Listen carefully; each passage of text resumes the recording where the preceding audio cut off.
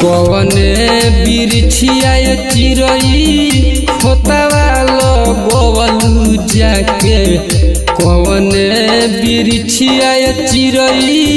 खोतावा लगवलू जाके सुन कई के आंगन मार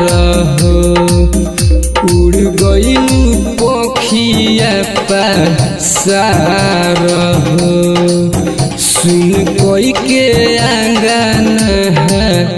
मार उड़ गइलू पखिया पासार।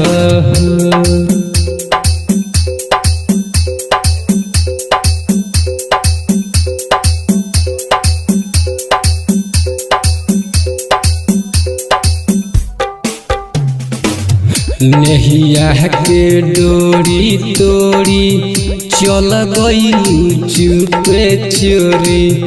कावना नगरिया कवने गाँव खोजिले मन में बन में धाई धाई घर आंगन में धरती आकाश ठावे ठाव देह के ना पाता गइलू कहवा ना पाता भइलू हो गइलू कहवा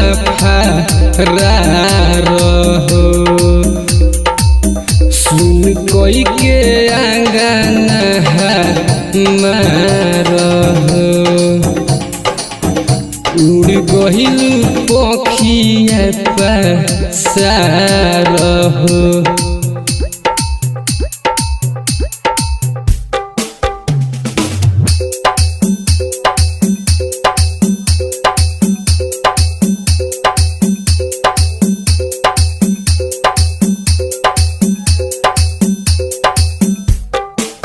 सूरजया जानवा से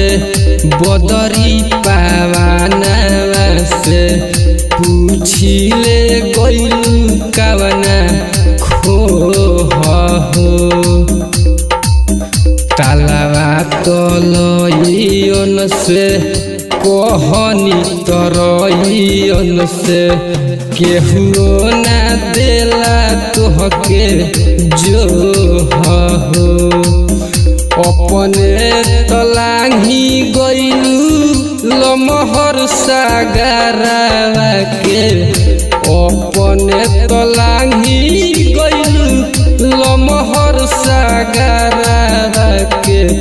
बुधना के छोड़िए ही